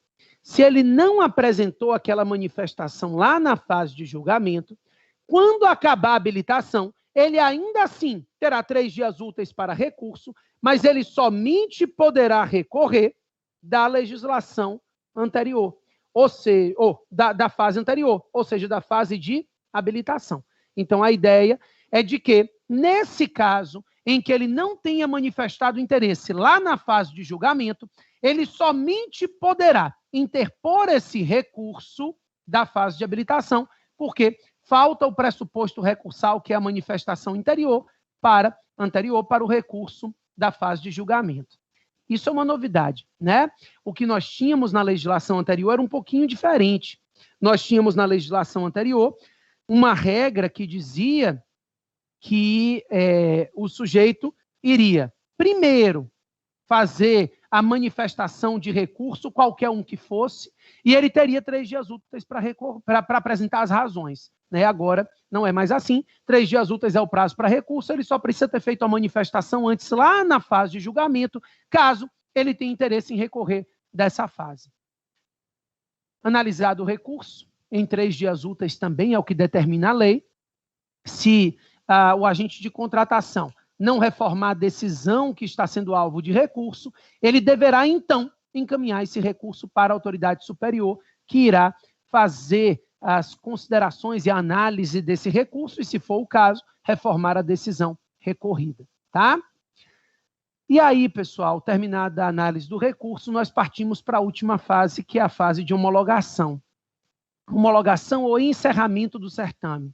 Eu falo encerramento porque a homologação é a regra. Se esse gestor verificar que o procedimento licitatório está regular, ele deve, não só pode, como deve, homologar o procedimento licitatório para assinatura desses contratos. No entanto, se esse gestor verificar que essa fase anterior do processo licitatório, em qualquer um dos momentos houve algum vício, se esse vício for sanável, devolve para que seja feito o conserto e o procedimento licitatório seja retomado, ou, se o vício for insanável, determinará a anulação do procedimento licitatório. Esse, então, é o procedimento licitatório comum. Eu lembro a vocês ainda que esse procedimento licitatório comum, ele pode ser utilizado tanto para as contratações de obras públicas, quanto para a contratação de serviços, quanto para a aquisição de bens, quanto para registro de preços, né?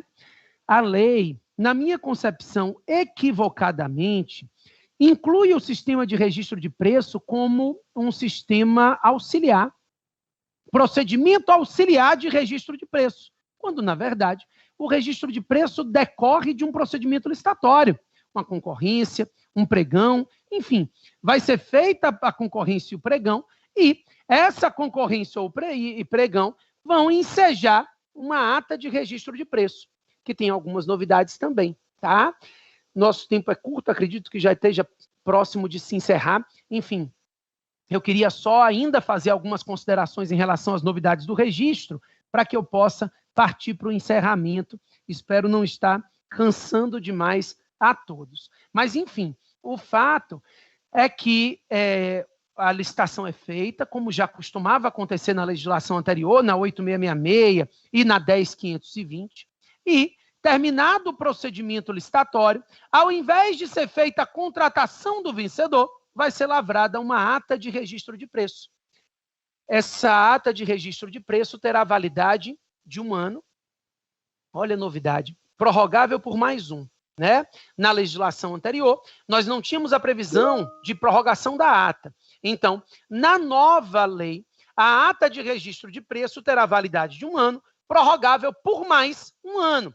Então, se admite a prorrogação da ata de registro de preço, que não existia na legislação anterior, tá? A ideia é de que agora você pode fazer uma licitação e ficar contratando com o vencedor desse registro durante 2 anos, desde que, obviamente, haja quantitativo necessário naquele registro para que os contratos continuem sendo celebrados. A vigência é de 1 ano, possibilitando a lei a prorrogação por mais 1 ano. As adesões à ata também foram regulamentadas. Nós não tínhamos regulamentação legal de adesão à ata. Então, a adesão à ata, ou licitação carona, né, como a gente costumava dizer, ela tinha base infralegal, o que, na minha concepção, era absolutamente inadmissível. Afinal de contas, quando a gente trata dessa estrutura de uma contratação de adesão à ata, nós temos uma ausência de procedimento licitatório, praticamente uma contratação direta, mais direta até do que uma dispensa ou inexigibilidade. E isso não tinha regulamentação legal, era feita, por exemplo, no âmbito federal, com base no decreto 7892. A lei decide, então, regulamentar, praticamente incorporando as regras do decreto ao seu texto legal, a adesão à ata, criando limites, refletindo os limites que já existiam no decreto e agora passam a ser limites legais, e tratando dessa possibilidade de adesão à ata, definindo como essa adesão à ata de registro de preços está sendo feita regularmente, né? Então, a adesão à ata passa a ter essa regulamentação legislativa, mais ou menos nos mesmos parâmetros, tá? Cada ente que tem interesse em aderir à ata pode adquirir no máximo 50% do quantitativo licitado, e a soma das adesões não pode ultrapassar o dobro do quantitativo que havia sido licitado. Eu, individualmente, sou contrário a adesões a atas. Na minha concepção, quebram todos os princípios de competição e impessoalidade que a gente tenta proteger com o procedimento licitatório. Aceito o fato de que eu sou voto vencido em toda a jurisprudência, né? Mas não em toda a doutrina. mas eu entendo que a adesão à ata, e talvez pela minha prática no direito administrativo eu tenha esse posicionamento, ela é uma contratação direta de escolha, de verdade. Ela é uma contratação efetivamente direta. É assim, eu digo para minha gestora de contratos, estou falando de pessoas de boa fé, tá? E digo, minha querida, eu preciso fazer uma licitação para comprar ar-condicionado. E aí, sabe o que ela faz? Ela liga direto na empresa. Sei lá, Centraltec, Ponto Frio, não sei os nomes não. Aí ela liga. Ô, minha querida, tudo bem? Como é que você tá? Tudo ótimo. Nunca mais a gente se viu, é mesmo. Pois é. Você tem ata vigente? Tenho. Ah, ótimo. Onde é? Na Universidade Federal do Acre. Ah, ótimo. Maravilha. Vai ser útil para mim, eu quero. Ou seja, na prática, você está indo direto para a empresa, escolhendo a empresa que você quer. E eu digo mais, você escolhe até a marca. Porque ela diz assim, qual é a ata está vigente para quê? Ela diz a LG. LG eu não gosto não. Obrigado, viu? Aí liga em outra empresa, a Agri, ótimo, era isso que eu queria. Ou seja, na prática, pessoal, a gente está tendo uma contratação direta desregulada, tá? Eu sou absolutamente contrário a adesões à ata. Fiz, inclusive, uma capa da Carta Forense. A Carta Forense tem uma coisa interessante, que são capas opostas, né?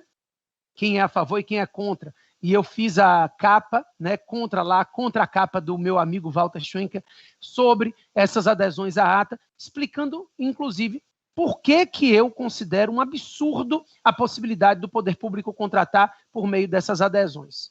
Enfim, meu tempo está se esgotando, algumas dúvidas já estão chegando aqui, eu acredito que o pessoal do evento deve fazer essas perguntas para mim, e eu gostaria, então, de, antes de mais nada, repetir os meus agradecimentos, dizer que, no fim das contas, eu queria deixar claro que, na minha concepção, a nova lei de licitações não é perfeita, como nenhuma obra humana é, mas ela traz uma grande possibilidade de inovação. Ela inova bastante e ela abre espaço para mais inovações, né? Quando você entra ali em aspectos de credenciamento, nós temos ainda muitas coisas interessantes que estão por vir com a normatização dessa lei. Passamos a enxergar uma nova era das contratações públicas, uma nova era de um procedimento licitatório mais célere, mas não necessariamente ímprobo, tá? Eu realmente acredito muito no país, acredito no nosso Brasil e tenho certeza que a improbidade que acontece, a corrupção que acontece, elas serão alvo, todas elas serão alvo de investigações e efetivas punições. Me incomoda me sentar numa mesa qualquer, alguém diz, o Brasil não tem jeito, não. Né? Ele tem, o nosso país é um país que tem institutos fantásticos, que tem estruturas democráticas maravilhosas, e eu não tenho dúvida nenhuma que o novo sistema licitatório vai ajudar na rapidez e na boa execução da administração pública e não vai gerar grandes dificuldades no que diz respeito ao combate à corrupção, muito pelo contrário. Então, nesse momento, o que eu peço a todos, eu sempre peço isso, é que ao invés de você olhar para o Estado e pensar, meu Deus, o que é que o Estado faz por mim? Né? Pare e pense o que é que eu faço pelo Estado. O Estado somos nós. E nós estamos tentando modernizar as nossas contratações. Nós estamos tentando facilitar a vida de nós mesmos, permitindo que todos participem das contratações públicas, dos processos licitatórios, dos projetos de solução, enfim. A nova lei, ela inova muito mais de forma positiva do que negativa. Muito obrigado. Obrigado, professor. E antes de passar a palavra para a doutora Carla Andrade para as perguntas, eu só gostaria de dar um aviso, né, que eu normalmente costumo dar no final, mas como dessa vez é um fato excepcional, eu gostaria de dar antes das perguntas. Né? Nós teremos a nossa próxima aula no dia 21, na terça-feira, uma palestra da professora doutora Cristiana Fortini. E por que eu digo que hoje é excepcional? Porque normalmente nós começamos as nossas aulas às 9h30, tá? Aí já no calendário às 10 horas, mas nem todo mundo pode ter ficado atento, né? Então a gente avisa. A próxima terça-feira a gente começa às 10 horas da manhã e não às 9h30, como normalmente nós temos feito, não é isso, Carla? E eu passo para você para as perguntas. Bom dia a todos, é isso mesmo. Na próxima terça, excepcionalmente, nossa aula irá iniciar às 10h10. Parabéns, professor, pela brilhante aula, bastante didática esclarecedora. Eu vou transmitir aqui alguns questionamentos, algumas dúvidas que os participantes colocaram no chat do YouTube. Primeiro, temos uma dúvida aqui de Francisco José, que é servidor aqui do tribunal. Eu queria até agradecer a Francisco, que está sempre participando aqui, interagindo conosco. Ele pergunta se, no caso das ME e EPP, na nova lei, continuam as mesmas regras para a regularização de certidões que existem atualmente. Se continuam as mesmas regras. Sim, como eu cheguei a comentar aqui na nossa explanação, o artigo 4º da Lei 14.133, ele fez questão de expressamente definir que as regras da Lei Complementar 123, no que diz respeito aos artigos 42 ao 49, que são os dispositivos que tratam de licitações, né, para as microempresas e empresas de pequeno porte. Esses artigos continuam vigorando, mesmo à luz da Lei 14.133. Então, todas as regras, não só no que tange a habilitação, mas também empate ficto, licitação exclusiva, sistema de cotas, tudo vigente. Obrigada, professor. Realmente, depois que eu vi aqui um comentário dele abaixo dizendo que a dúvida dele já tinha sido respondida, o senhor falou sobre o assunto logo em seguida. Tem uma dúvida aqui de Juliane Santos. Ela pergunta se atualmente o gestor pode escolher qual lei aplicar em cada modalidade, ou se necessita estabelecer uma lei para todas as modalidades. Ele não precisa estabelecer uma única lei para todos os procedimentos, que eu acredito que seja a pergunta que ela queria fazer. Na verdade, ele vai definir qual é a lei que vai ser utilizada em cada um dos procedimentos. Nós já temos jurisprudência, tá? O entendimento é de que se o edital não disser nada durante essa transição, é porque o gestor está optando por aplicar a legislação anterior. O que a lei proíbe é que sejam combinadas as duas legislações num único procedimento licitatório. Mas acredito que a pergunta seja, se eu fiz uma licitação à luz da nova lei, significa que todas as licitações do meu órgão deverão ser feitas à luz da nova lei? Não. Isso vai ser definido procedimento por procedimento até abril de 2023. Janaína Borges, ela pergunta se, havendo a opção por manter a previsão orçamentária em sigilo, em caso das propostas das empresas serem maiores que a previsão orçamentária, o que será realizado pelo agente de contratação? Uma ótima pergunta, Janaína. Como a nossa explanação foi mais curtinha, eu realmente não tive tempo de comentar isso com vocês. Após o julgamento, se ninguém ficar abaixo do valor orçado, ou pelo menos dentro do valor orçado pela administração, os licitantes serão chamados para fins de negociação. Tá? Negociação real, não é essa negociação que a gente faz nos pregões atuais, né? Que negociação e se não o quê. Mas, enfim, hoje, na nova lei de licitações, eu chamo o sujeito para negociar, para saber se ele tem condições de se adequar ao orçamento da administração. Se ele não tiver, eu convocarei o segundo colocado, o terceiro e assim sucessivamente, para fins de negociação de preço. A administração pública não poderá contratar acima do valor que foi estimado por ela. Por isso, essas negociações são indispensáveis. Professor, agora uma pergunta de Neide Silva. Professor, após a fase de julgamento, caso seja verificada a inabilitação do licitante, qual deve ser o procedimento? É o mesmo que a gente atua hoje, Neide. O mesmo que a gente faz hoje quando a gente pensa em um pregão nos moldes da 10.520. Eu convocarei o segundo colocado para fins de assinatura do contrato, podendo fazer a negociação do preço com ele e vai se habilitar o segundo colocado, né? Na verdade, para assinatura do contrato, não. Para que se analise os documentos de habilitação e, consequente, assinatura do contrato, caso ele esteja habilitado. Mais ou menos o mesmo padrão que nós temos na legislação atual do pregão.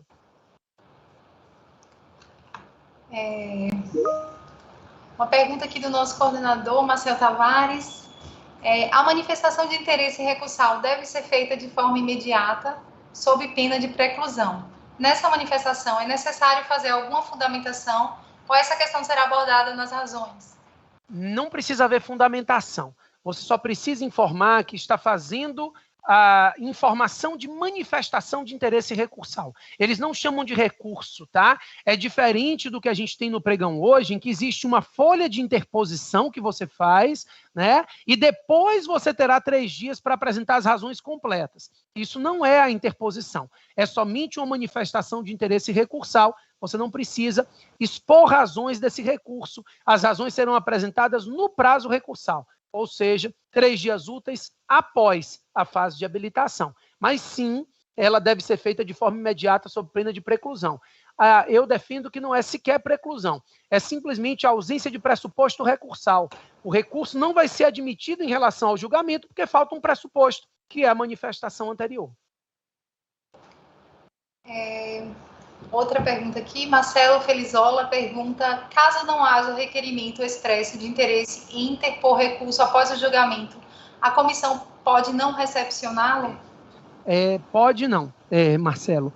Essa é uma pergunta boa também, todas foram, né, obviamente, mas assim, não só pode, como deve, tá? Na verdade, a ideia aqui é de que o recurso não tem como ser admitido se não tiver tido esse pressuposto atendido. Por óbvio, eu sempre paro para lembrar a quem atua na gestão pública que, no âmbito da administração pública, vigora o princípio da autotutela.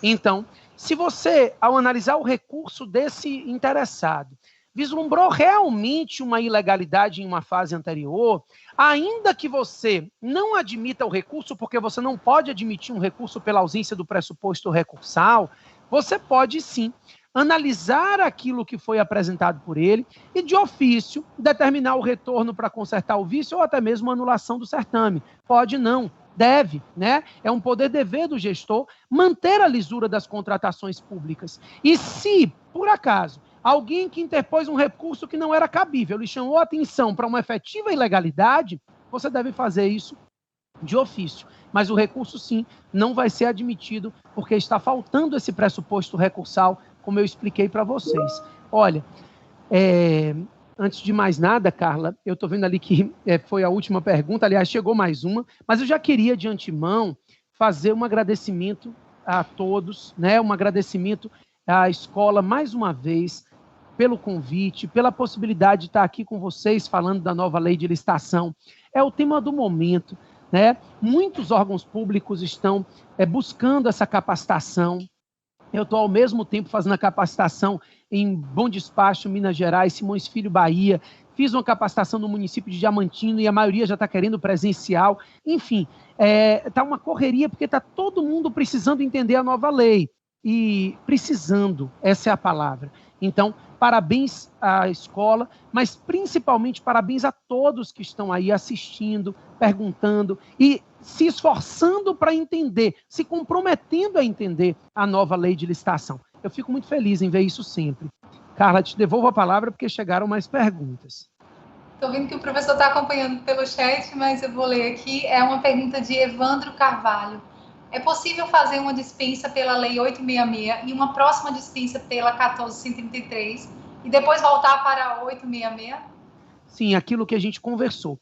As dispensas são as meninas dos olhos agora dos gestores públicos, né? Está todo mundo urgentemente querendo aprender a nova lei de licitação para poder usar os novos valores de dispensa, triplicados em relação ao que a gente tinha.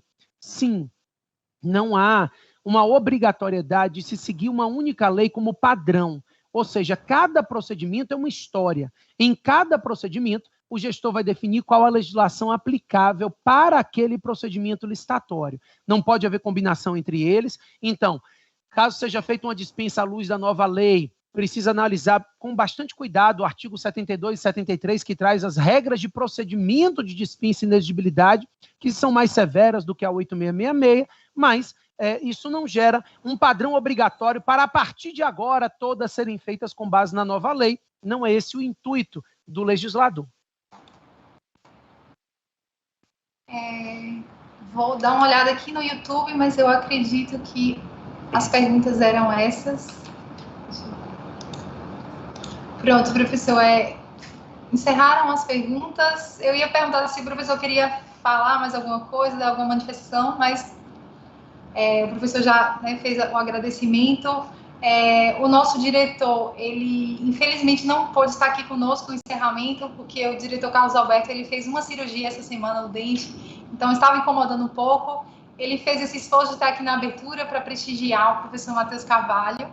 Então, em nome do diretor, eu vou aqui fazer os agradecimentos e parabenizar primeiro o professor pela brilhante aula que nos brindou nessa manhã.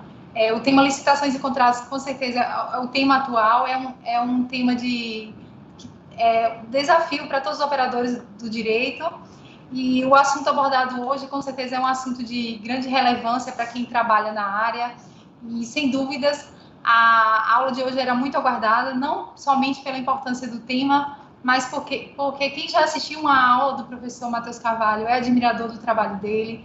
O professor, além do imenso conhecimento que ele tem, que é inquestionável, ele consegue tratar um assunto denso como esse de forma leve, descontraída, e eu tenho certeza que os servidores dos tribunais de contas, assim como os agentes públicos que trabalham nessa área, que é o público-alvo do nosso curso, eles saem não apenas atualizados, mas mais qualificados hoje para desenvolverem suas atividades, o que é um motivo de orgulho para nós da escola, porque fica a sensação de dever cumprido, de que o objetivo do curso está sendo cumprido.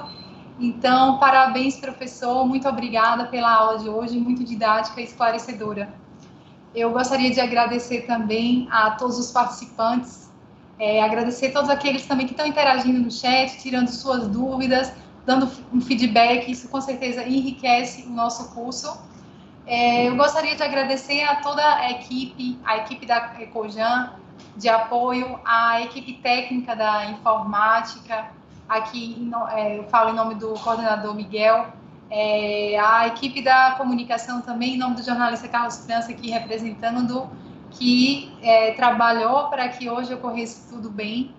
Eu gostaria de desejar um ótimo final de semana e aguardo todos até a próxima aula da terça-feira.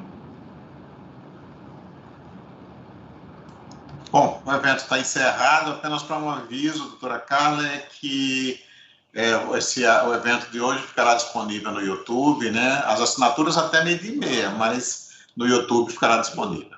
É isso, doutora Carla. Conforme a doutora Carla já falou, em nome do caso Alberto, ela encerrou o evento.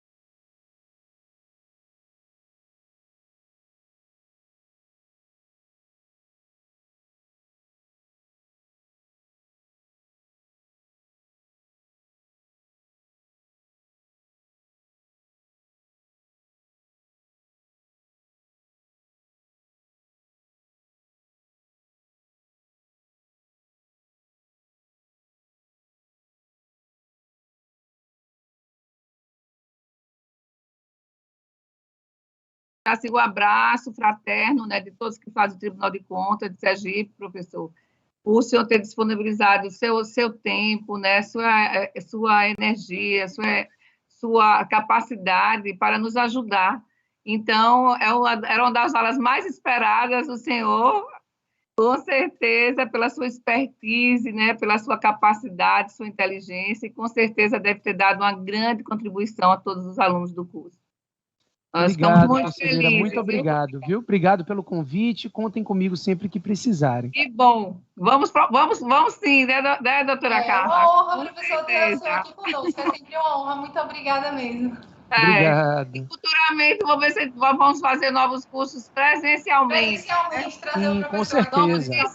Estamos pertinho, então com certeza. Tá ótimo, Obrigada, será um prazer. Viu? Obrigado a vocês. Até logo. Obrigado, professor. Um forte abraço.